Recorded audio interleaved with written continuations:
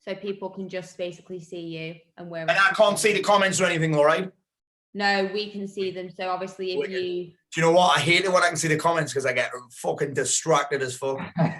You know, sometimes when I do a webinar, I get people coming on and giving me shit. Really? I get like, you know, you get horrible comments on ads and on your videos and that. Well, sometimes it happens live. I actually quite enjoy it, but I just fucking go off on one. People love it as well though, when I go off on one. Anyway. Right, we are live with Mr. Mort. Do you want to put the dual screen on just before we introduce I don't it? know how I did that. Swatch check. Yeah. That's fine. No. I don't know how I did that. No, I don't There think you you go. can Fair. see us. Oh, we're there. Okay. There you go. Here we go. Okay, so we are just about to kick off the Mindset Masterclass with Mr. Mort, who has kindly prepared a presentation. He's even got a couple of slides for you as well. I can't believe it. To run through. And then we've also got some questions that a lot of you have also dropped over, which we've got picked 10 of the best. And also feel free to drop any questions into the question box on YouTube, which we'll run through. I know we've had a couple of workouts and stuff today, so it's quite nice to chill, have something to eat or drink, and just go through a bit of a mindset masterclass with Oh, bro, there's not going to be any chilling going on. Don't worry about that. There's no chilling happening when I'm in the house. There we go. So, without further ado, I'll let Paul introduce himself, and then he's going to run through a session with you guys today. Amazing.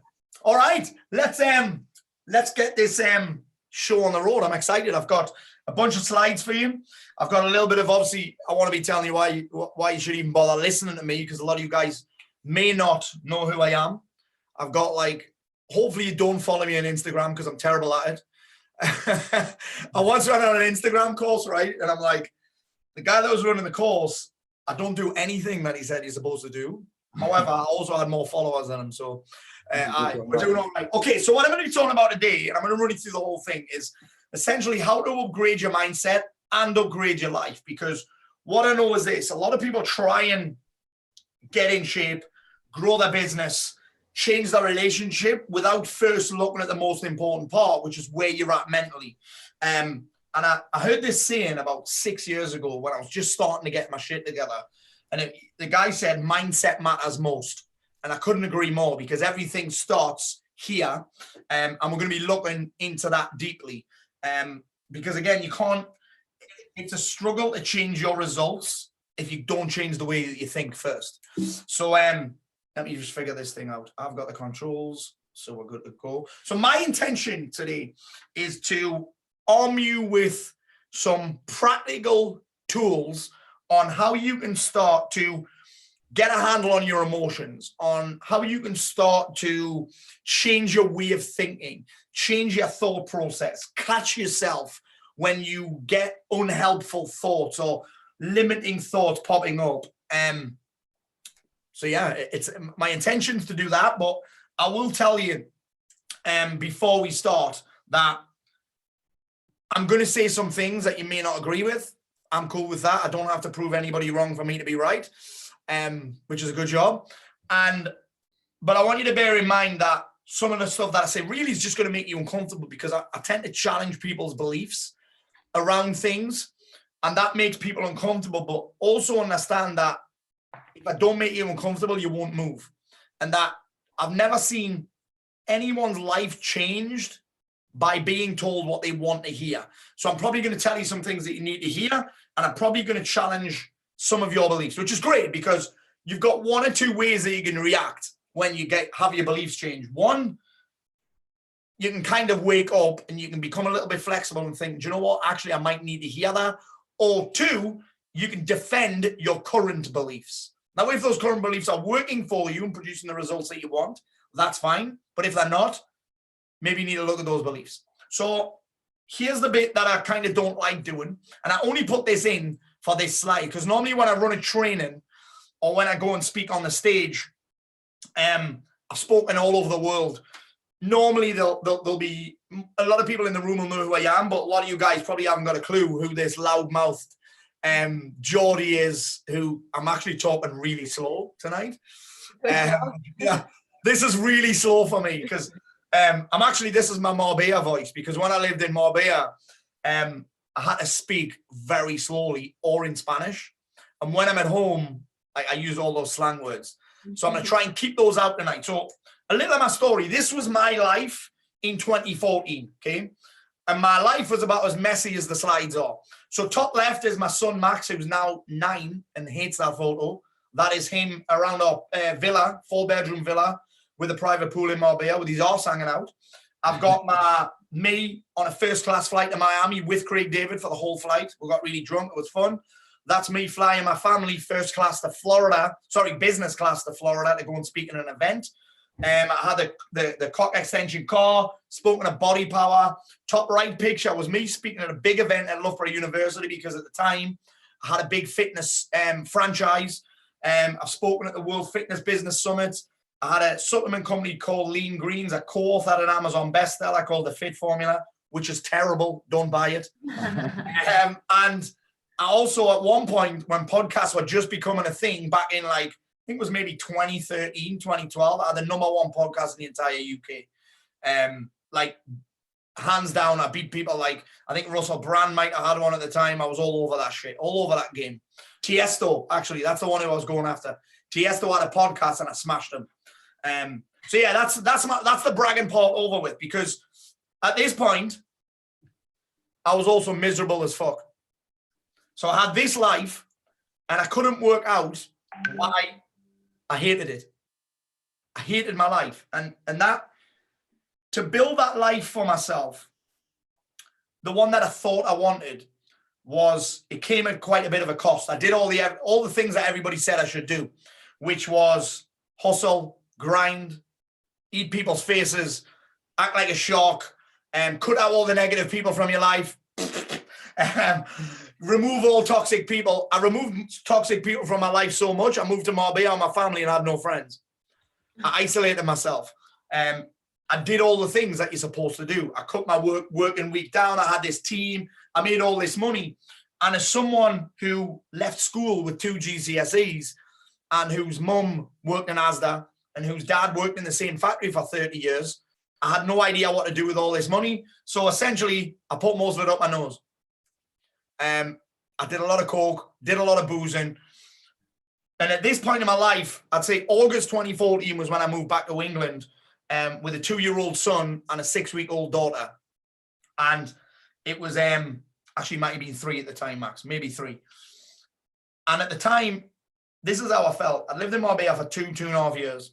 And if you've ever been on a 2-week lads holiday and just got right on it for 2 weeks or even a week, and you get on the plane on the way back and the first thing you do is start crying, imagine 2 years of that, 2.5 years of that. That's how I felt. 5 stone overweight. I'd been diagnosed bipolar when I lived in Marbella. They didn't know how to treat it. They couldn't treat it. It's not really a thing in Spain. My wife, bearing in mind she's got a 6-week-old daughter, a 2.5-year-old, 3-year-old son, and me, suffering with bipolar and having meltdowns all the time. She was like, we need to get home. So I had to get, the problem that I had was my daughter didn't have a passport. And she couldn't get one because she wasn't old enough to get a Spanish passport. So I had to get one from the British consulate, etc. It was a nightmare trying to get home. They essentially kind of wouldn't let her leave the country for 6-8 weeks. It's a nightmare. And I got home, and the problem was I continued with the same behavior. So between August and December, I was still pacing around. And December the 17th was when I stood on the edge of a cliff and was ready to end my life. So my wife was stood right in front of me, actually. And people always say to me, because this story's a one that I've told numerous times on the stage, on a bunch of different webinars that I've done, in my book. I think about 15,000 people have read my book now. And I tell this story quite often. People are like, Paul, how was your wife there? If you're suicidal, why was your wife there? This is how fucked up I was. I'd disappear I'd also been in a mental hospital for 3 days in about the August, September time when I got back. And my wife, actually, every time I'd leave the house, she would follow me. When I was in a low place, she'd just follow me in a car. Anywhere I'd go, my wife was behind me because she didn't know what I was going to do. And I was stood on the edge of this cliff and I was ready to jump. And she said something that changed my life, which was,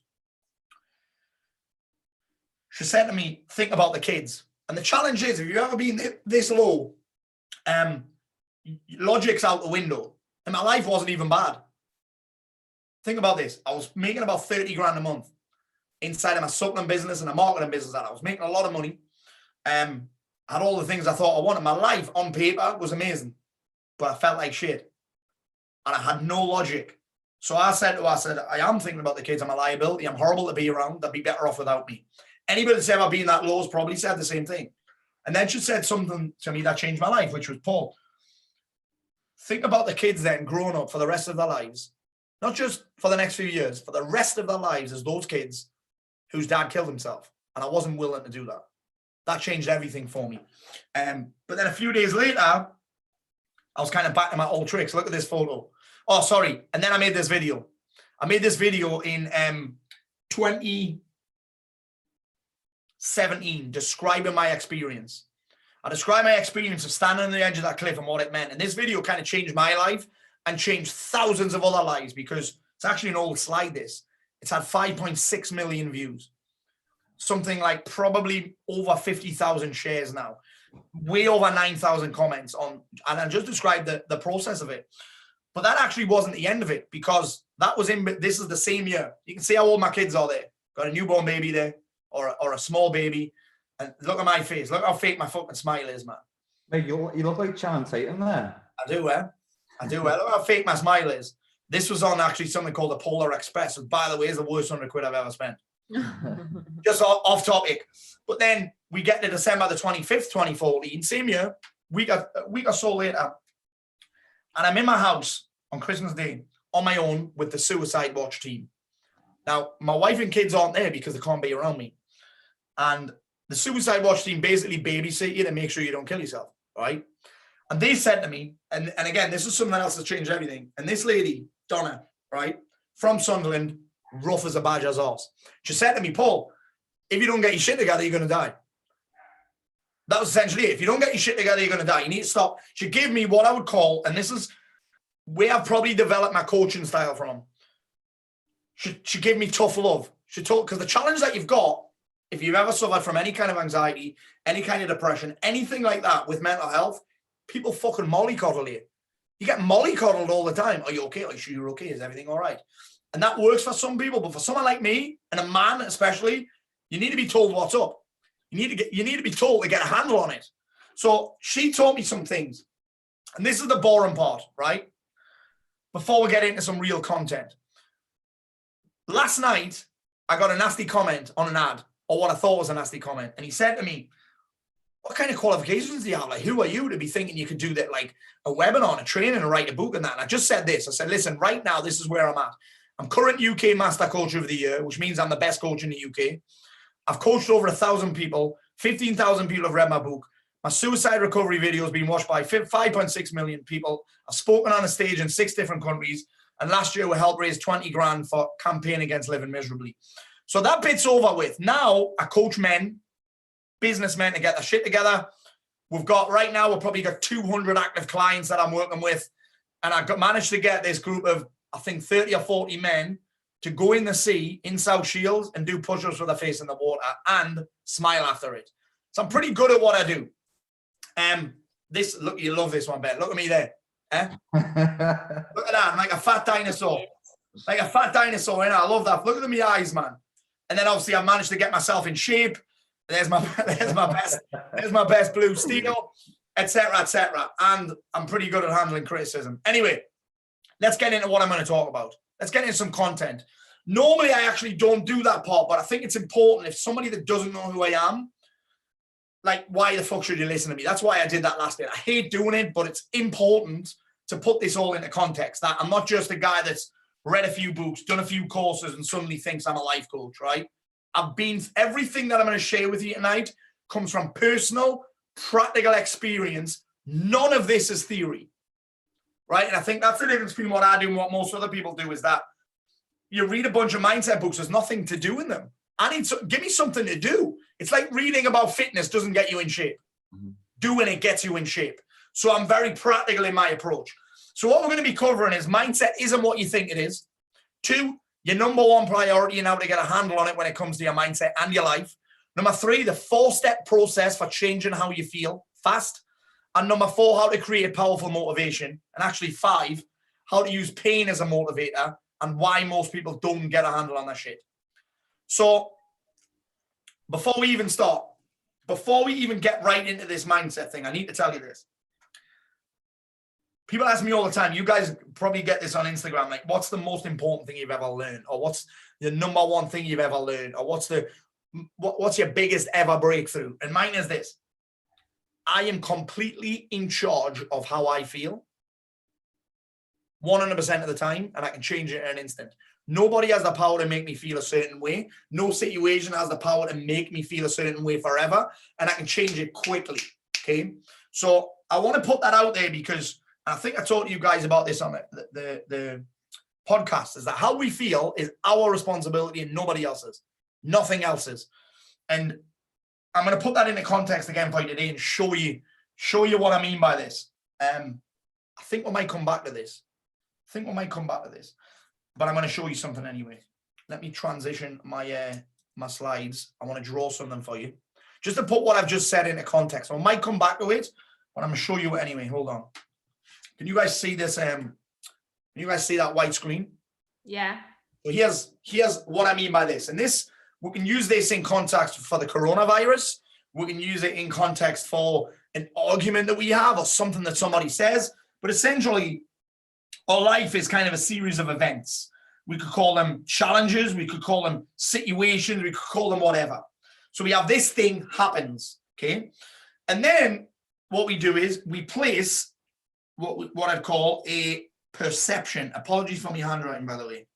Sorry, not sorry. We place a perception on this thing that's happened. In other words, we make it mean something. We see it through a filter, okay? We see the thing that happens through a filter. We make it mean something, okay? And then, based on that, we make a decision, okay? Following that, we then take an action, okay? So whatever happens, it always follows this process. Something happens, we perceive it as something, and we make a decision. Hold on, we're going to get out of that so we can come back into it. There it is. We make a decision, then we take an action. We do something as a result of that. And essentially, all of this will then lead to your life. What your life looks like is a result, essentially, of this. So we're always in charge of this. So this bit here, right? This bit right here, we are not in control of. This bit right here. Things that happen, challenges that occur, yeah, we can impact them, but we're not in control of it. Most people's problem is they think they can control that and then lose their shit when they realize they can't. Think we can control what other people do, what other people say, even what other people think. Anybody that's worried about what other people think, it's because they think they can control what other people think and guess.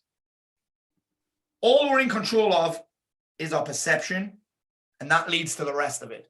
We are completely in control of this. And actually, my second point is going to come back to this, okay? So the first thing I want you to realize that your perception is you're in control of how you see things, okay? And that's dictated by something else, which you're going to look at in a second. All right. So let's bring it back to Mr. PowerPoint. And we shall look at mindset, okay? Everyone has a different opinion on what mindset is. Everyone thinks it's about being tough, motivation, willpower, resilience, suffering, and how hard you are and how tough you are and how motivated, how much willpower, how inspired you are, etc., etc. But essentially, I want you to write this down if you can, because I don't think it's in my slide.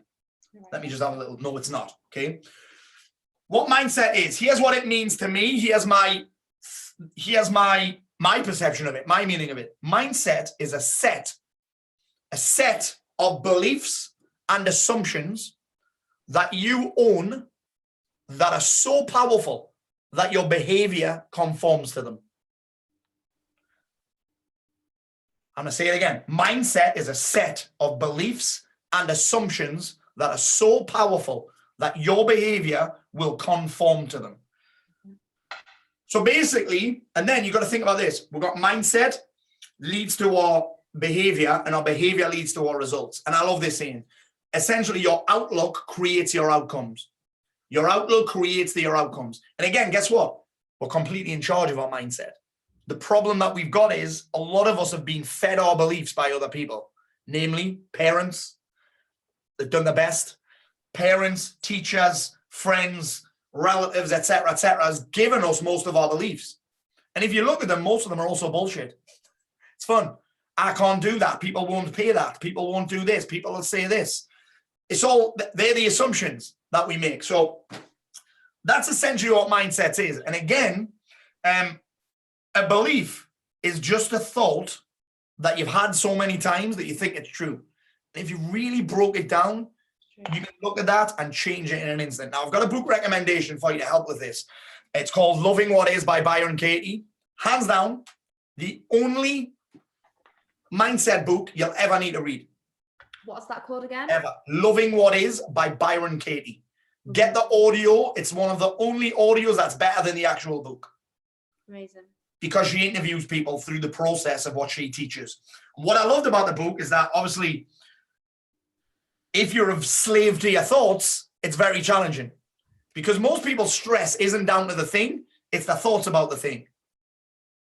Think about that. Coronavirus isn't stressful. Your thoughts about the coronavirus are stressful. Yeah. And she changed my entire game.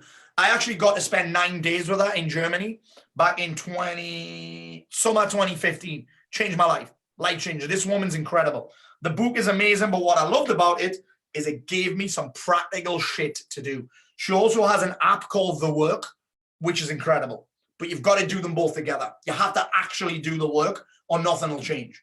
Otherwise, it's just more information that you learn. Okay, so first place to start. Now, what your number one priority is, this is simple, okay? This is what people forget. What everybody's number one priority has to be on a daily basis is their state, okay? Their state. So I'm going to give you a really simple thing, is that every morning, even throughout the day, I want you to check in with yourself. Physically, mentally, emotionally, where am I at on a scale of 1 to 10? Okay? And the great thing about this is I'm also in control of this. Now, I'm going to make quite a bold statement here. If you are not at an 8, you're going to struggle that day. You're going to struggle through this period. If you're in business, you have kids, you're married, most of my guys. Actually, if you're just a human, you gotta make your number one priority to get your state at an 8 and feel great. Don't wait.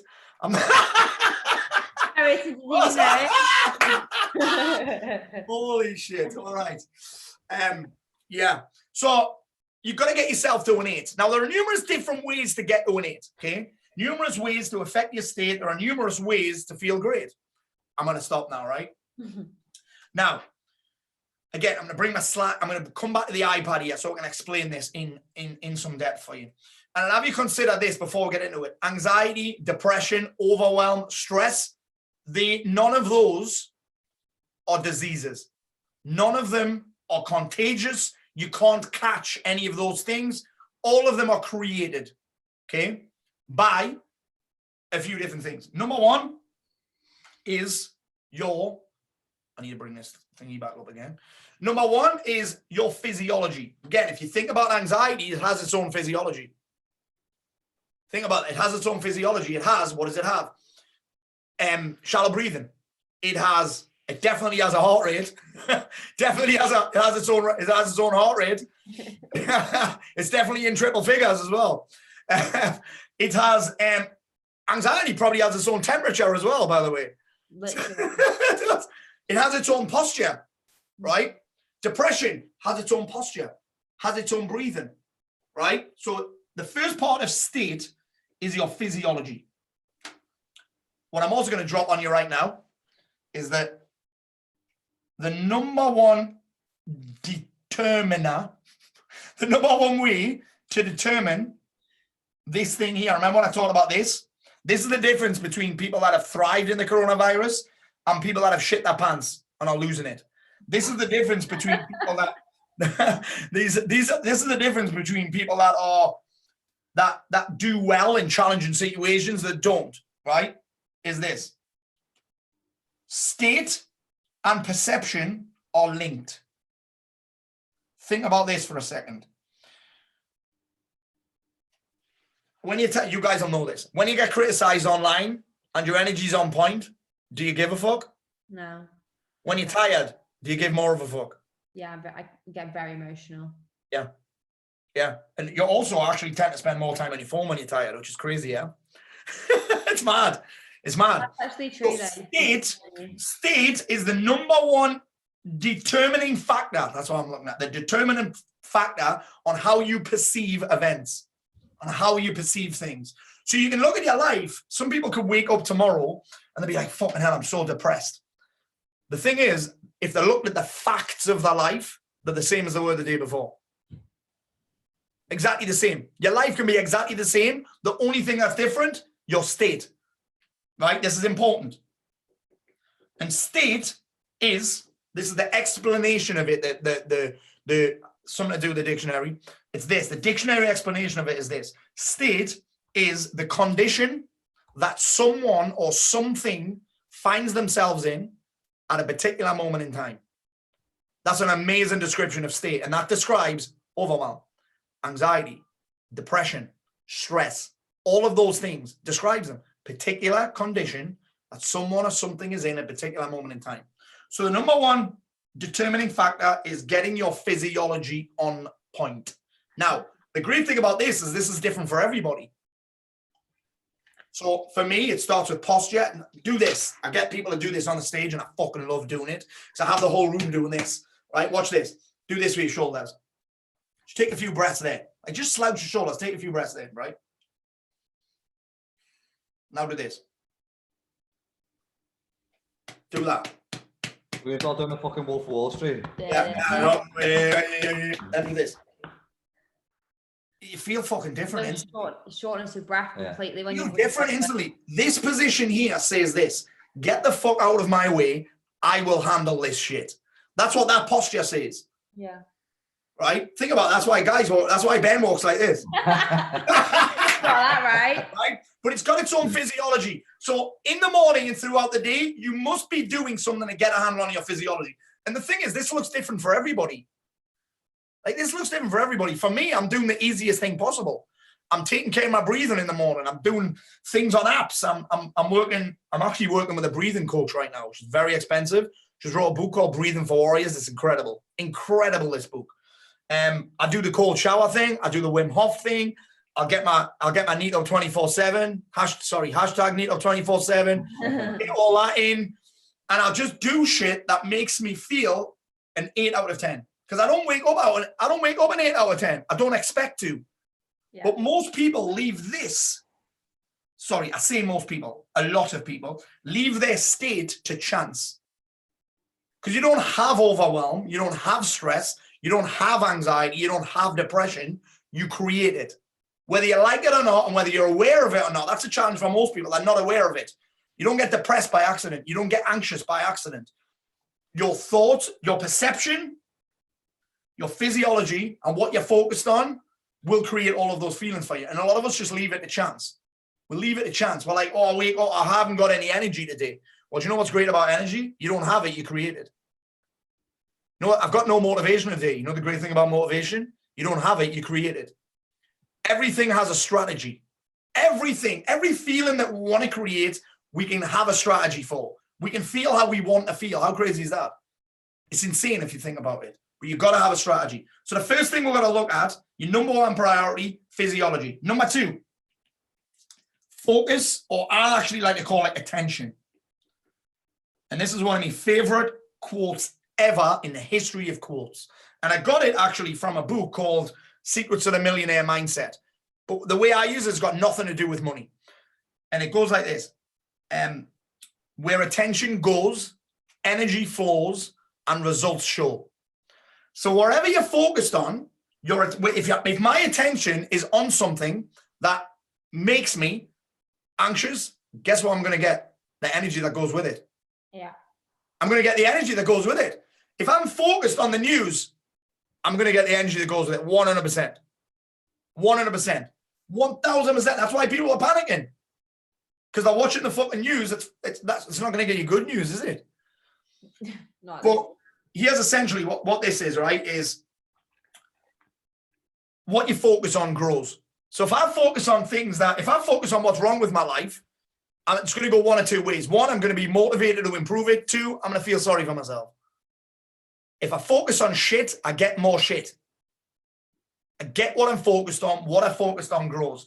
So you've got to train yourself to focus on shit that makes you feel great, that makes you feel confident, that makes you feel motivated, that makes you feel inspired, that makes you feel like you're making progress in your life, even that makes you feel calm.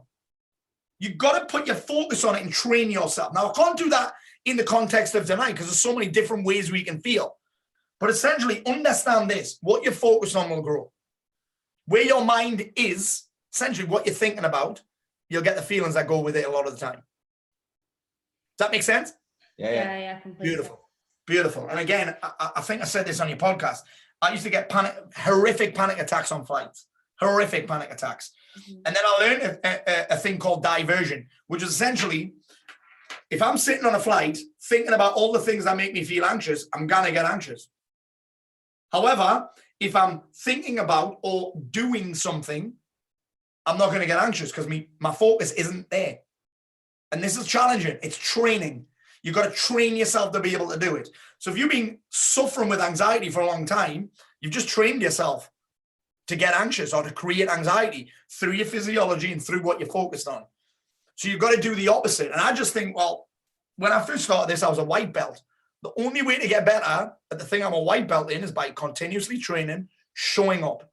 So I have a bunch of different routines, a bunch of different techniques, a bunch of different questions that I ask myself that help with this. Now, I'm going to give you a bonus into this. Focus and attention are often controlled by the questions we ask ourselves. Right? When I speak on the stage, I fucking kill the room with this, by the way. Things to do, right?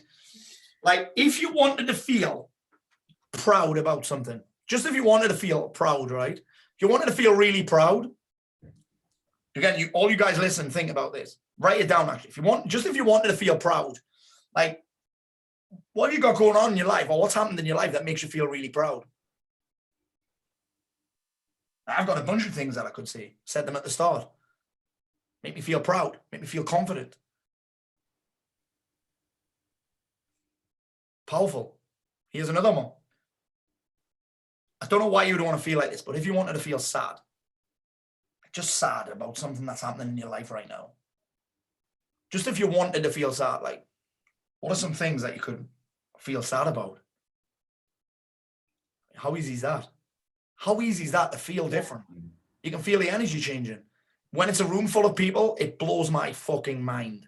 I have to keep shouting, I fucked the room again. Then I've got to get the room back up. I've got to get everyone clapping in that. Because I ask that question, the room quite literally dies. Yeah. If you've ever seen a room full of dead people, it's a nightmare. Honestly, it's a nightmare. Yeah. So it's that's how powerful questions are. So there's a bunch of questions that you can ask yourself. I mean, again, I haven't got the first one I would ask myself is this: where am I at on a scale of 1 to 10? Emotionally, mentally, and physically. Where am I at? Then here's a really easy question. What's in the gap between now and 8? What actions are in the gap between now and 8? Between 3 and 8? What do I need to do to get to an 8? What do I need to think about to get to an 8? Where do I need to put my attention on to get to an 8? Powerful shit. All right. I could spend all day just talking about that, by the way, because I love that concept. And for a lot of people, it's life-changing. It's life-changing. That understanding how quickly you can change the way you feel is, like, honestly, seriously life-changing. Understanding that you can do that with whatever feeling you're experiencing, whether it's anxiety, whether it's a horrible panic attack, whether it's overwhelm, whether it's stress, whether it's depression, whether it's feeling low, you can get out of that. You can snap out of it. And I'm going to show you how to do that next. All right. I need to know how to snap out of anxiety. Let's do it. Yeah, anxiety is challenging, man.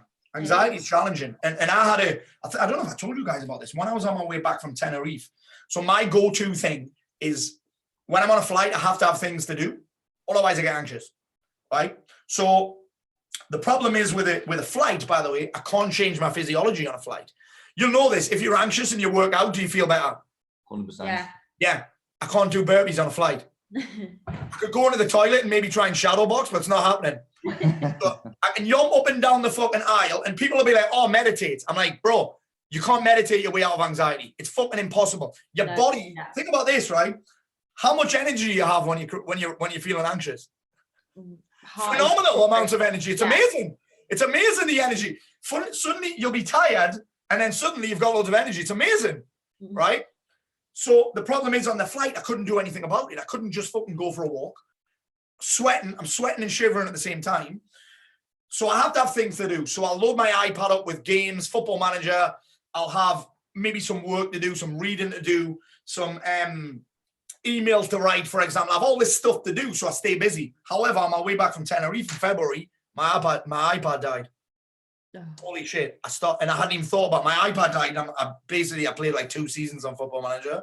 My iPad went. Guess what? Didn't have a charger. This is how fucked up it was. I was going up and down the aisle asking anybody if they had another power packs. Nobody had one.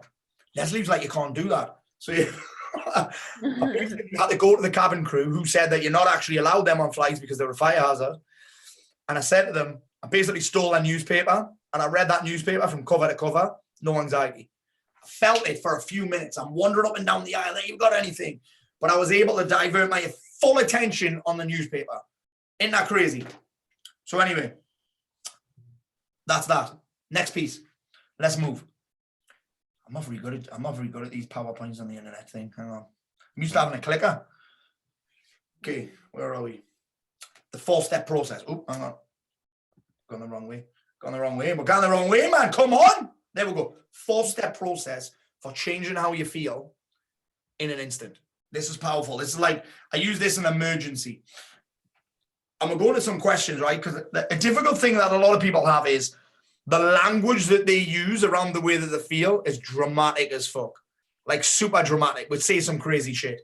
Oh, I've got the weight of the world on my shoulders. I feel like my heart's going to explode. It's not though, is it? I'm so stuck. I'm stuck in a rut. I'm lost. You're not the way. Like some of the language that I hear is crazy. So I've got sensory overload. I'm like, that's such a imposter syndrome. Just dramatic language. It's not even a thing. It's like you believe in your thoughts. That's it. I'm believing my thoughts that I'm not good enough. You can get out of that imposter thing very quickly. Anyway, so the 4-step process, the first question you've got to ask is get clear. How do I really feel? Not what do I feel like. Understand this. Whenever you use the language, I feel like, that means you're about to use an analogy. Analogy are used in fiction. So in fiction. So you got to understand you're about to use an analogy. And the problem is that analogy is going to add a little bit of intensity to your emotion. Quite a lot of intensity to your emotion. And it's still in your head. So my number one thing is here. With these questions, you've got to get out of your head and on paper. That's an action in itself. Because you can strip away all of that intensity. You can actually expose your own bullshit just by writing these questions down and answering them. How do I really feel? Or what emotion am I actually experiencing? What emotion am I actually experiencing here? None of that other bullshit. What emotion am I experiencing here? 2, what does that mean? What does that mean? Like, how's that happened? What does it mean that? What am I adding to that? And again, getting it on paper for me, when stuff's in here, it's like a horror show. It's a drama show. Your ego will show you a bunch of different pictures that aren't even real. Think about it. Anxiety is the same thing. It's like our thoughts are, one, we're in the future usually. We're thinking about something that hasn't even happened yet. Here, that's why you got to get it out of here. And often we're confusing discomfort with danger. And again, it depends on what kind of anxiety you've created, etc. And it's almost a guy that I worked with a long time ago called Charles Linden. He's incredible, this guy, right? He changed my life with anxiety. And he said to me, he said, Paul, actually, most anxiety and panic attacks are an inappropriate response to fear. Wow. Inappropriate response to fear. And I'm like, holy shit, that's powerful shit. At the time, I actually told him to go and fuck himself because he didn't believe what I was saying. He's like, Paul, I was like, I don't have anxiety. I just have panic attacks. He was like, yeah, but if you didn't have anxiety, you don't have panic attack. I was like, I don't fucking have anxiety. I just lose my shit when I'm on a flight. You have anxiety, bro. You create anxiety. Anyway, totally off topic. Totally lost where I'm at. You got to get it out of here and on the paper, right? So 1, how do I really feel? 2, what does that mean? 3, this is important. This is critical. Because when we feel a way that we don't want to feel, or that we don't enjoy, or that isn't useful to us, we get obsessed with that feeling. I.e., all we can think about is that we don't want to feel like that. I don't want to feel anxious. I don't want to feel anxious. I don't want to feel depressed. I don't want to feel unmotivated. I don't want to feel like this. So we're going to answer the question, how do you want to feel then? Well, how do you want to feel? Because if we're focused on how we want to feel, what I said before was what you focus on grows. So if I focus on how I want to feel, I can also create a strategy to feel like that. So the fourth question after how do you want to feel is, what am I willing to do to feel like that? Now, here's what I'll say to you. You have to try and make this thing simple, easy, and convenient. Think about this. Most people make decisions within nutrition, their alcohol intake, their coke intake, their smoking, whatever it is. Most of those decisions, they make those decisions. Why? To change the way that they feel. Right? They want to change the way that they feel. That's why we drink. That's why we smoke. That's why we do drugs. That's why we wank off a lot of the time. Ladies have got no idea what I'm talking about. Just while we're on here, by the way, I once went 4.5 months without masturbating. My wife didn't even know it was a thing. She was like, really? Bearing in mind, I've been with her since I was 17. 23 years. 23 years this year, right? And she didn't think, she was like, really? It's a thing. She actually hated me not masturbating because I just wanted sex all the time. All the time. She was like, can you not just have a wank? Yeah, she hated it. I was like, honestly, I was walking around with a permanent boner at 30. Permanent boner. Yeah. Yeah. Anyway, I gave a new meaning to the three-legged dog, the old yoga move.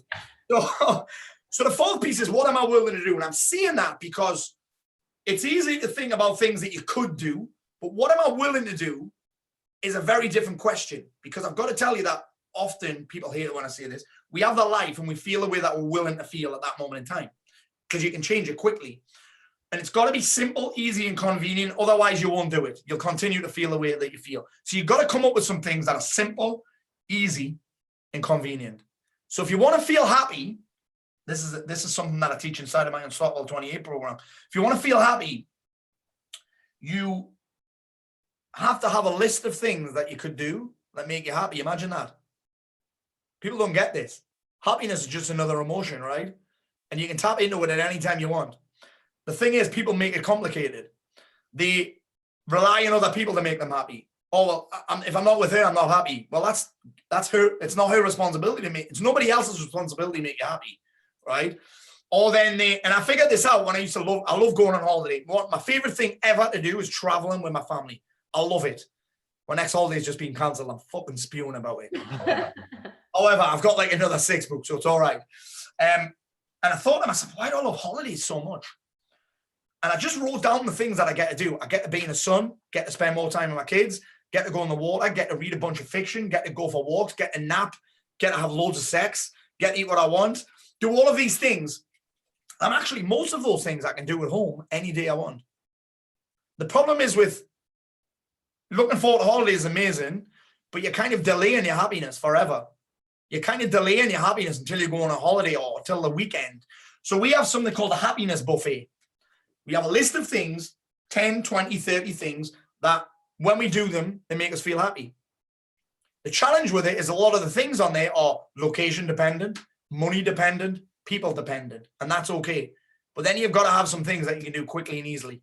Watching comedy, going for a walk, training for a lot of people. Not for me, I fucking hate training.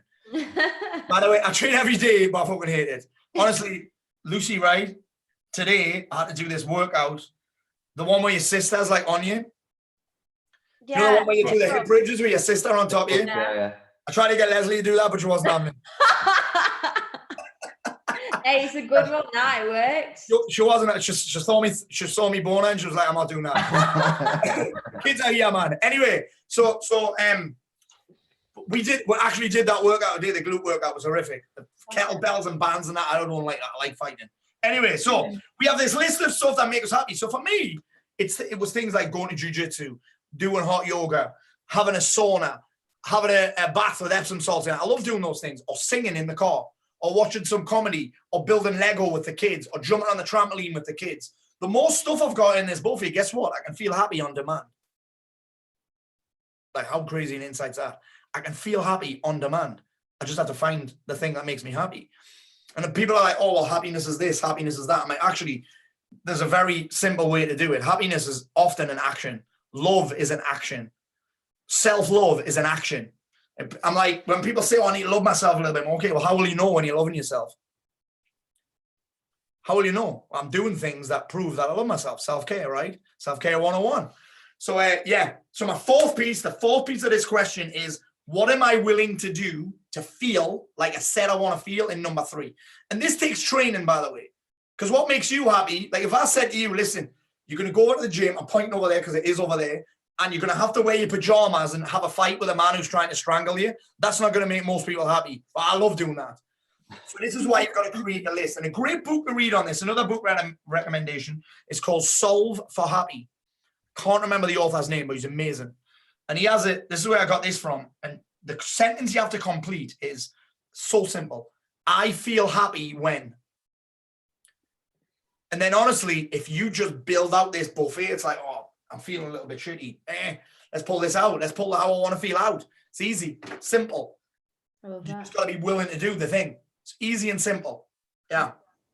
All right. Beautiful. We're flying. Flying, Brian. All right. So how to create powerful motivation. Let's build these two together. How to use pain as a motivator and why you don't get a handle on your shit. Okay, so I'm going to come right out and say it. This is something that I got from Robbins way back when. Robbins is one of my favorite guys. If you haven't seen his 90-minute commercial on Netflix, it's great. It's called I Am Not Your Guru. Yeah. Dude, it's basically a 90-minute sales pitch. It's amazing.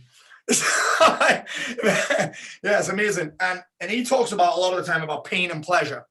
And the problem is with most people is that we set these goals that are just based on that would be nice.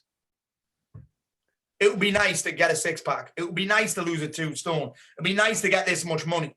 However, the deepest motivator for people is pain. Moving away from pain. Moving away from pain is why most people start. They refuse to tolerate where they're at any longer. And the pain of staying the same becomes greater than the pain of change. That's what gets people off their arse. That's what gets people motivated. So a very simple exercise that I've got for you right now on how to use pain as a motivator is I've got a few questions. Which ones am I going to, I've got hundreds of questions in my brain. Hundreds of questions in my brain. And the one I'm going to ask today is, think of an area of life that requires the biggest transformation, right? So I don't care what it is. It could be a body. It could be a mindset. It could be your finances. It could be a job. It could be your relationship. Which area of my life requires the biggest transformation? And then the 2 questions that I put around that is, who benefits if I level up this area of my life outside of me? Okay. It's a very powerful way to create motivation, by the way, is think outside of yourself. If you can't do for you, you'll often do for a lot of other people. That's why a lot of people say they go to work for their families, etc. Who benefits if I level this area of my life up? Who gets the payoff of this? Who gets the positive part of this? And then the second question is this: who suffers if I don't? It's a very tough question, that. Like, and I work with a lot of men. Like I've coached over 1,000 men. Most men are dicks, me included, by the way. Men are proper dicks, right? And they'll all get it, by the way. And I'm just laughing. You know what's cool? It's like someone said to me the other day, Paul, I was looking around and seeing who else does what you do, and there's hardly anybody, because men are dicks. Honestly, man, and you'll all be agreeing with me. That's what I just said. Why are you fucking nodding? Yeah, most men are dicks. In fact, all men are dicks at some level. Women are probably all bitches at some level as well, right? I'm completely off topic. I've got dicks on the brain. Got dicks on the brain. Where was I? Yeah, the second piece about thinking outside of yourself is who suffers if I don't get a handle on this? Who's it gonna? Oh, sorry, I was saying about this. I get a lot of men come to me who are very low, and I use that. Can you remember what I said about Leslie right at the start? Yeah. I'm not willing to do that. That's why I'm not willing to go. People are like, do you think you could ever get to that low again? I said, yeah, if I stop doing what I'm doing. it's like, you know what it's like, if you guys have worked with thousands of people, when people get in shape and then stop training and eating well, what happens? They get fat. Yeah. That's why I keep doing what I'm doing. So the stuff I'm teaching here, by the way, I still do it every day. I still do a lot of this shit every day. I don't tend to ask those 4 questions anymore because I don't really need to, but I'm still doing the 8 to 10 thing. I'm still managing my physiology. I'm still putting my focus on how I want to feel. I'm still putting my focus on progress. I'm still doing all of that stuff. And I'm still asking myself these questions. In fact, I use this thing. It's called the Unstoppable Daily Planner. It's the world's best planner that you can't buy. There's a question in it. A couple of questions that I'm going to give you is, who needs me to show up and have a positive impact on them today? Who needs me? And I'll be specific with this. I've got someone I could send a note, gift, I just show appreciation to today. I'm asking all these questions all of the time. But pain for most people is going to be a huge motivator. And you don't handle your shit, by the way. The reason I've got that on the end of there, the reason most people don't handle their shit is because they see more drawbacks in doing what's required to change than they do see benefits. They see more benefits to staying the same than they do benefits to changing. And I got that finally this year in January. I worked with this guy called Dr. John DeMartini, and that completely blew my mind, because you guys will get this. Like, if you've helped a lot of people, one thing that used to trigger me and used to stress me out and used to require a lot of energy was when you'd be trying to help somebody and they're just not doing anything to help themselves. It's challenging, right? Like, how the fuck is this person here getting these results? He's got exactly the same resources as you. He's got exactly the same this. And he's getting results and you're pissing and moaning that you're not, and you're not doing the work. It's a challenging thing. And again, I've been coaching in some capacity since I was 21. That's 19 years. This year, I'm 40 this year. So I've worked with a lot of different people. I've worked with, again, I was in the fitness game for 7-8 years, way back when. Then I was in business coaching. Then I was in the supplement game. And then I did the business coaching again. Then I do what I do now.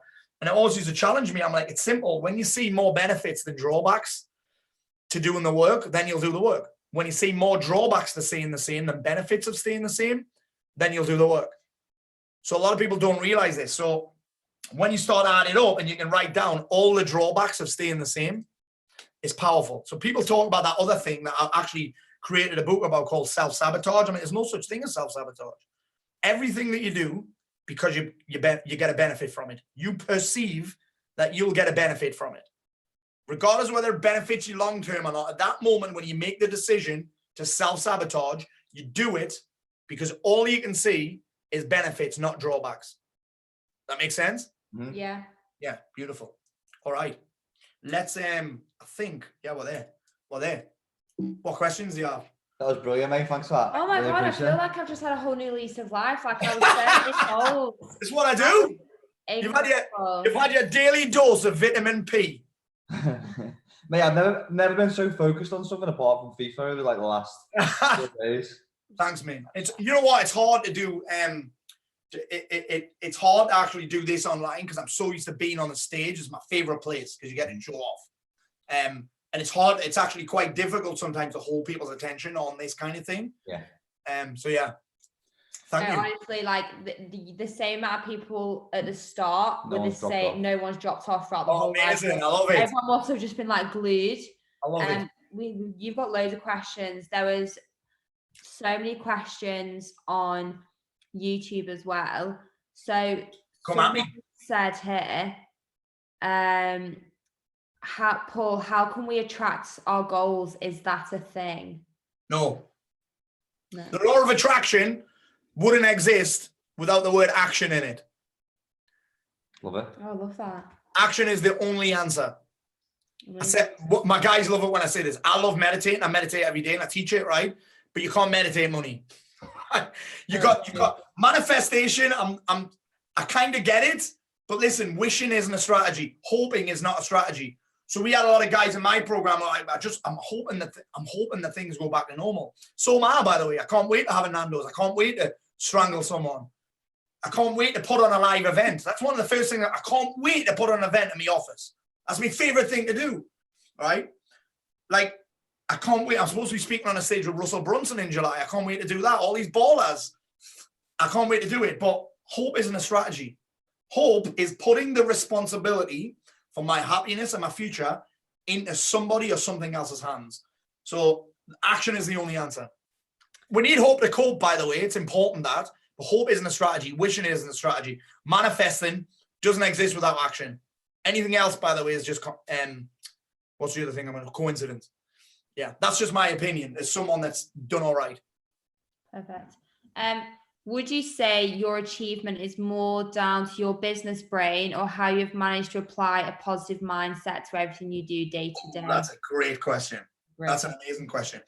Because actually, some of my biggest changes that I've made came because I wasn't in a positive mindset. Sometimes, remember when I said about pain? Being positive all the time isn't always the answer. In fact, it's sometimes deluded as fuck. If you just think positive about the coronavirus and there's no negative thoughts, you wouldn't wash your hands. You wouldn't take the precautions. Yeah. You wouldn't do what you're doing. There's no positive without negative. So I wouldn't say it's all about positive mindset. I would just say that I'm fucking relentlessly consistent. And I'm very, very clear on how I want my life to look. My business brain actually isn't that big. I just know that I have. Here's the thing with coaching. When people come to get coached by you, when people want to work with you, they need to feel like time spent with you will make them feel powerful. Will empower them. That's what I think that I'm good at. But yeah, it's a great question. My success is partly down to my business brain, but more down to action. There are people that know way more than me about business. Yeah. They don't do enough with it. Yeah, they don't, and that's why I surround myself all the time with people that are smarter than me. So I've been on a mastermind all day today. I'm on one all day tomorrow. I employed my wife. She's a million times smarter than me. I employed Mark. Young Mark works for me. He's way smarter than me. What I'm good at is communicating. And the things that I'm good at are communicating, telling stories, asking world-class questions, and being, the guys in the office call me, I'm like a dancing bear. Like I just get wheeled out when there's a show to put on. Like a circus act. I just get wheeled out. Yeah, but yeah, probably both of those things combined, but more down to just relentless consistency and being clear on what I want. And being willing to do the work as well. I'm not willing to do everything. That's why I'm not on TikTok yet. Another question. I'm not 9 years old. Another question. What is one positive and one negative that you've learned about yourself through isolation? Oh, that's a good question. That's a cracking question. One positive about myself is that I am committed to serving people at a high level. I've done in the last 3 weeks, probably the 7 days in a week, 21, probably 30 plus Zoom trainings for my guys. That's without one-on-one calls. So the positive is that I stepped up when everybody else panicked and I led from the fucking front. So we didn't have a single client cancel that were 200. Not a single one. Not a single one, because I stepped up. And these are guys, some of them, we've got one guy who owns 12 Subway stores. He's had to shut them all down. Got one guy that has a 7-figure building company. He's had to pay off loads of staff. I stepped up and I led. That was the most positive thing, is that I reacted in a way that I thought was right. The negative thing that I've learned about myself is that I rely quite a lot on social things, and I think there's a lot of people. So most of my things with exercise, there's not much exercise that I do on my own. I didn't know that. Today's workout was the first workout that I've done without Leslie, apart from my 5K runs, which have fucked me knee, by the way. I now can't walk. I now can't get my knee up 24/7 because I fucked my knee running. I was bouncing up and down on the rebound and sounding like an idiot. Honestly, up and down on the rebound, I'm trying to do videos and I'm bouncing up and down. But the thing that I learned was that actually I'm self-sufficient, but I need jiu-jitsu because it's community. When I do hot yoga, I do hot pod yoga because it's community. I miss being in the office with people. I miss going to events. I miss going to live masterminds. So that's the one negative, but that's also a positive because I've dealt with it all right. There's no negative without positive. Like the positive, because you got to think about this, the positive thing, which is I led, the negative part of that is I've been fucking tired a lot, tired from serving. So there's never a positive without a negative and never a negative without a positive. So the positive side of that social thing, the community thing, the other people thing, is that I've done all right. And I've kind of communicated with people that I hadn't communicated for a while with via text and WhatsApp and all that. Yeah.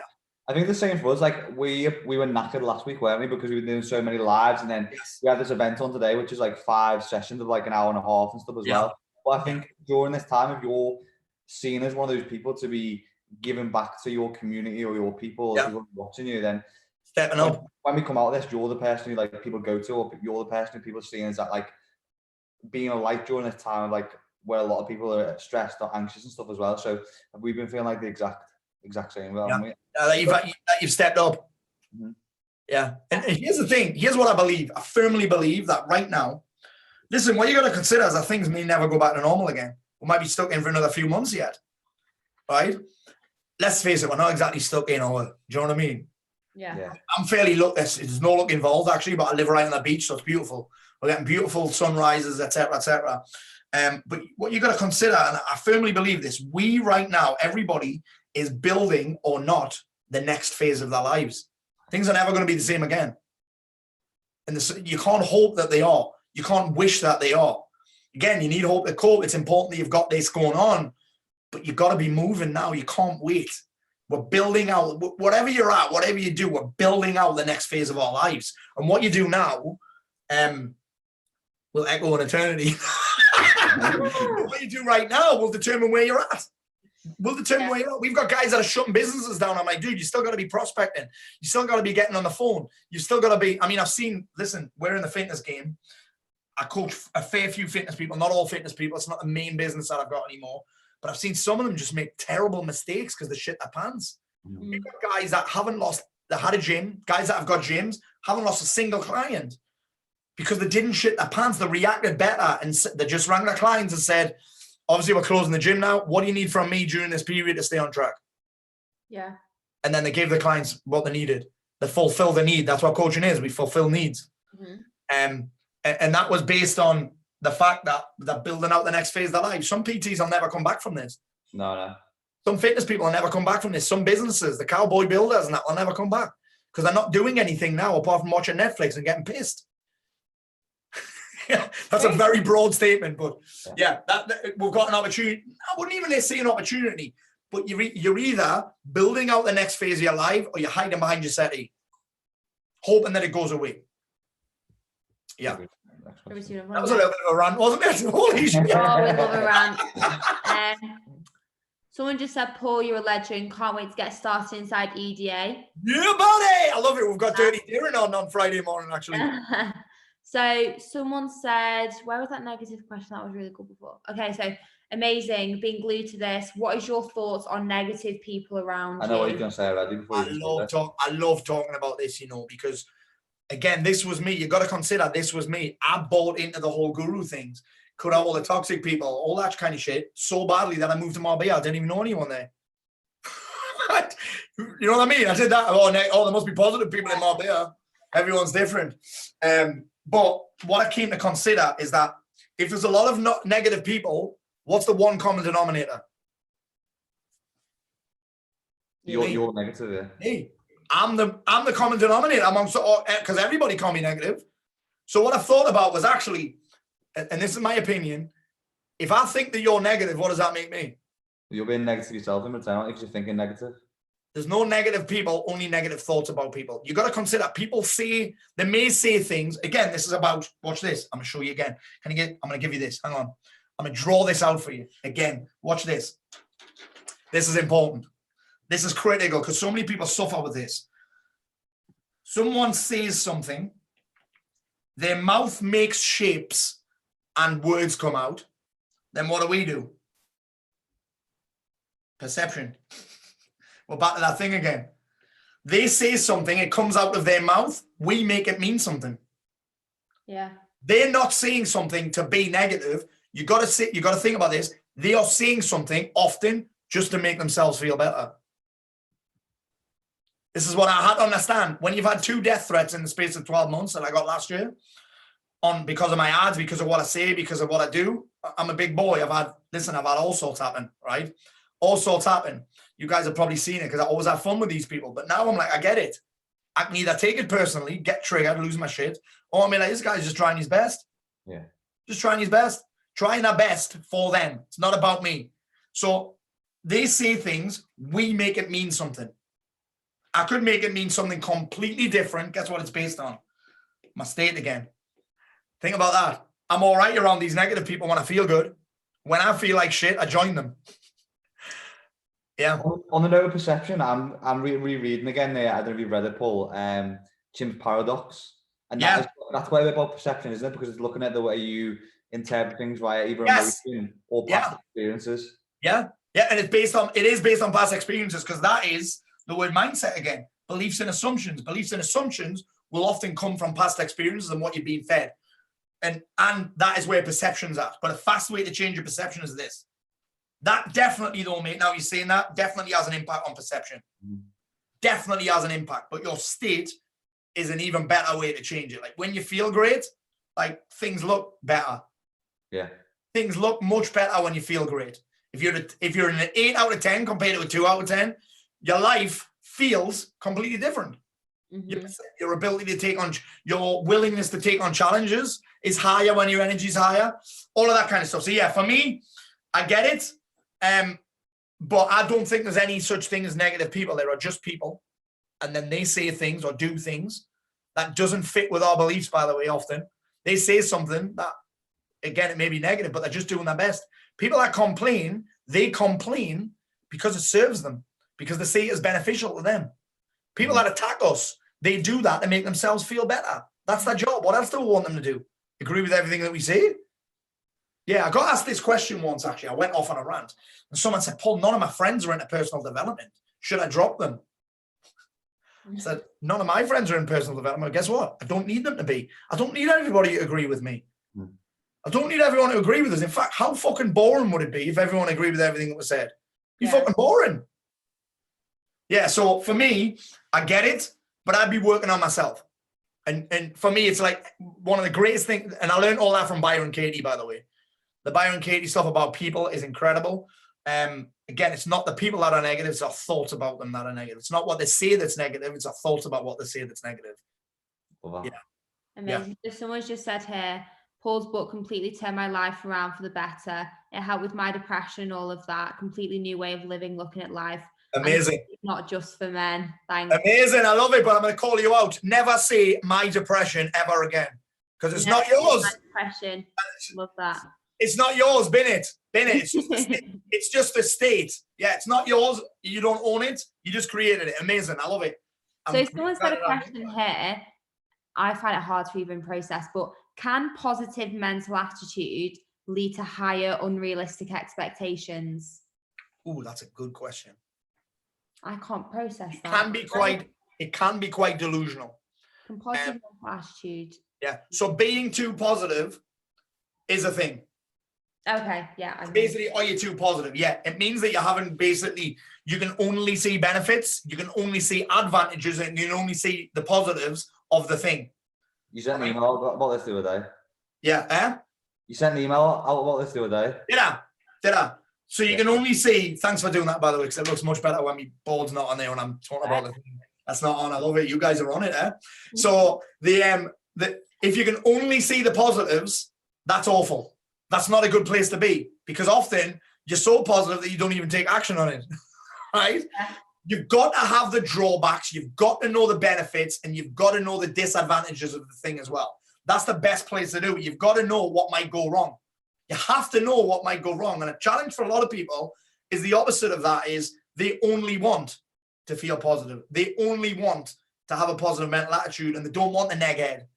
The neg head is there for a reason. It's there to keep you humble. It's there to help you make objective decisions. It's there to make smart decisions. It is there to keep you neutral.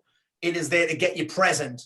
If you are just positive, you'd make ridiculous decisions. In fact, in bipolar terms, they call that mania. Yeah, if you're just positive. But yeah, I like that. However, I also think you got to play a big game. Like if you're going to go after something, go after it fucking big style. Yeah, but then you got to ask yourself if you're willing to do the work as well. I gave up on getting a six-pack, so I'm not willing to do the work. It doesn't mean I don't want to be in shape. I mean, for a 40-year-old, I think I'm in great shape.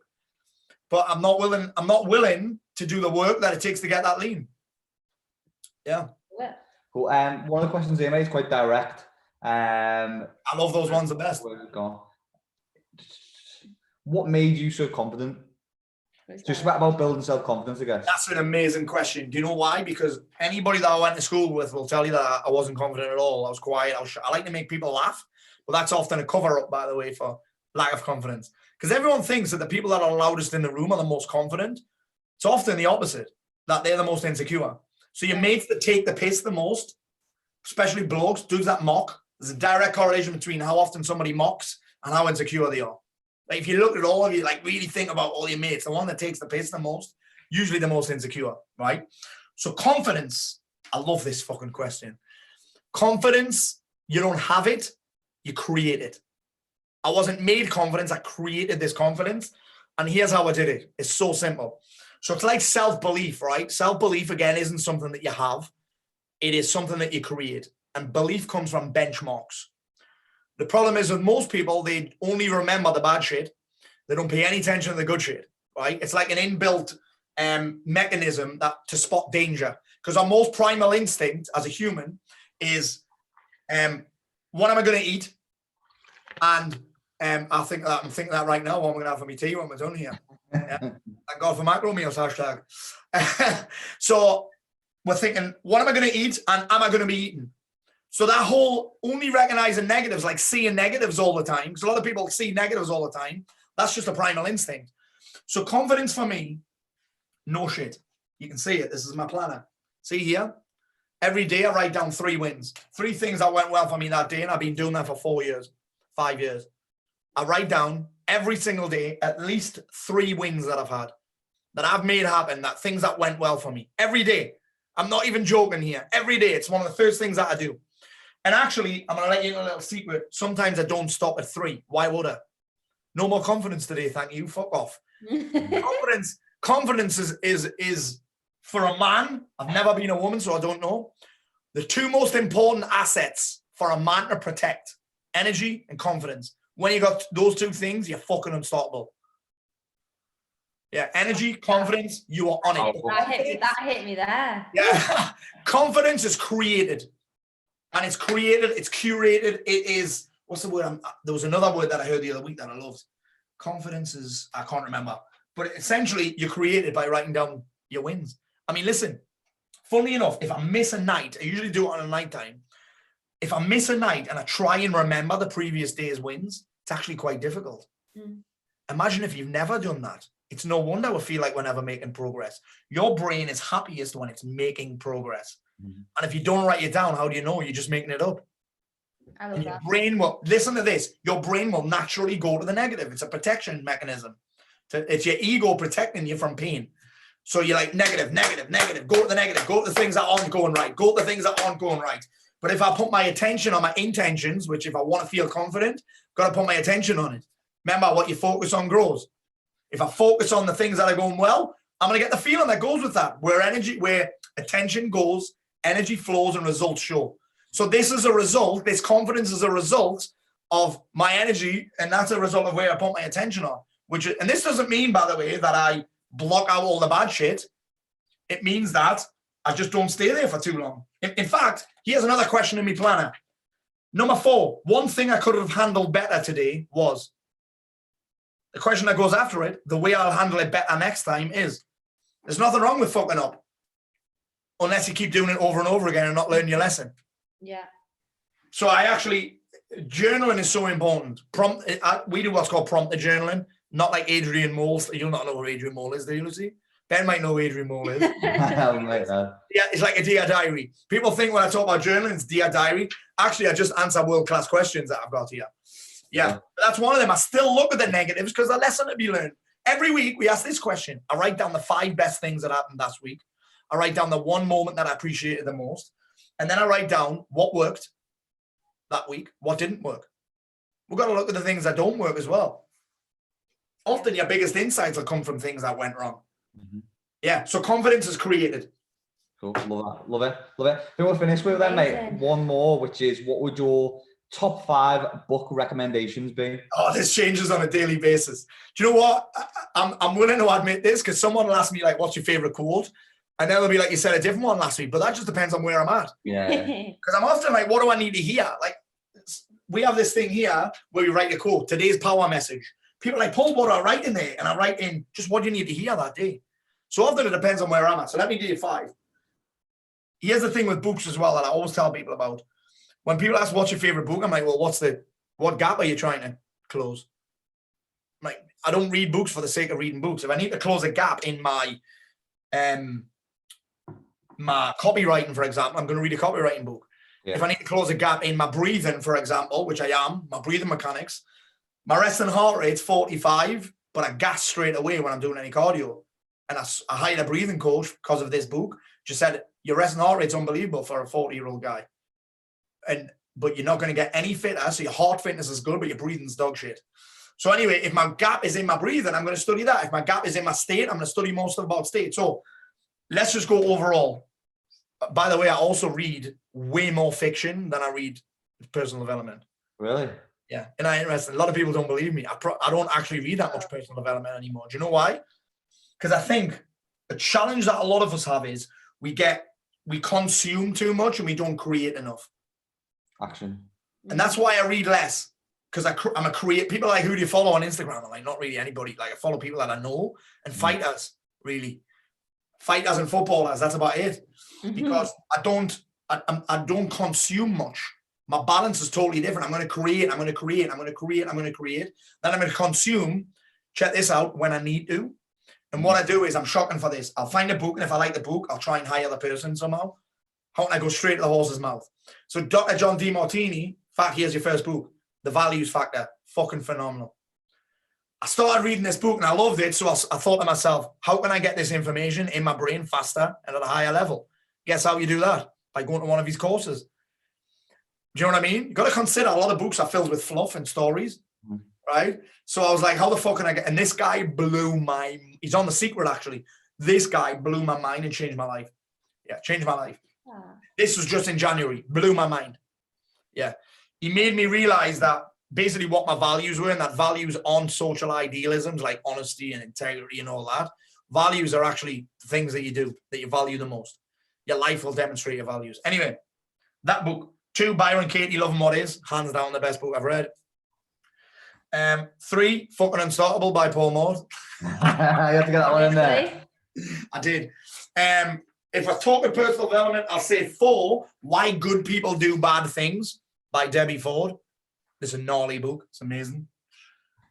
5, actually, I'm going to give you an English guy who a lot of people haven't heard of. He's called Jeff Thompson. And he wrote a book called Warrior. That is fucking tremendous as well. Amazing. And if we're talking fiction, I read a book last month called The Silent Patient. And it was so good, I couldn't sleep after I finished it. Really? Yeah. And it wasn't even my book. I bought it for Leslie. What are you saying? Was it a horror book? Like scary? No, it was like a thriller. But the ending blew me mind. It wasn't scary at all, but the ending, I was like, holy shit. I couldn't sleep after. And it wasn't even my book. I bought it for my wife, and she said, you have to read this. I'm not fucking reading that. It's a woman's book. Honestly, I couldn't. I had to take the day off work after. I couldn't sleep. I was blown away by it. So I keep going on those book recommendations forever. All the Robbins' books are great. Yeah. Love it, mate. Thanks for it. Really appreciate that. So I think we'll wrap it up on that one, mate. But if people have more questions for you, where can they find you? paulmort.uk. However, the best place to follow me isn't Instagram because I'm shit at it. Actually, I'm not. Instagram, Facebook. There's only one Paul Mort. You'll probably not find another one. Yeah. Amazing. Amazing. So, guys who are watching on the YouTube, well, that you only watch on YouTube. Yeah. If you didn't get round to your question, really sorry. There's so many questions. We'll get through some more. Obviously, Paul is always open arms with your questions. And the questions on Instagram, actually, I do quite, my content on Instagram stories is terrible. My main page is good, but stories, I just answer those questions. Yeah. I love doing them. Yeah. We'll send them over to your way then, mate, for your story. And anyone who's on the live, we really appreciate you tuning in. Again, as always, even if you can give £1 donation to the NHS Trust Fund, which the link will be in the description. Guys, would you like the slides? Yeah. Cool. Yeah. Beautiful. Yeah. All right. Over to Ben. Perfect. If you can leave any little donation, that would be absolutely amazing. And just a massive thank you for the legend that is Paul Mort for taking this mindset masterclass, who's absolutely smashed it today and left us with an hour and 20 minutes of mindset and entertainment. So I really appreciate it, buddy. I love it. I love it. Bye, YouTube guys.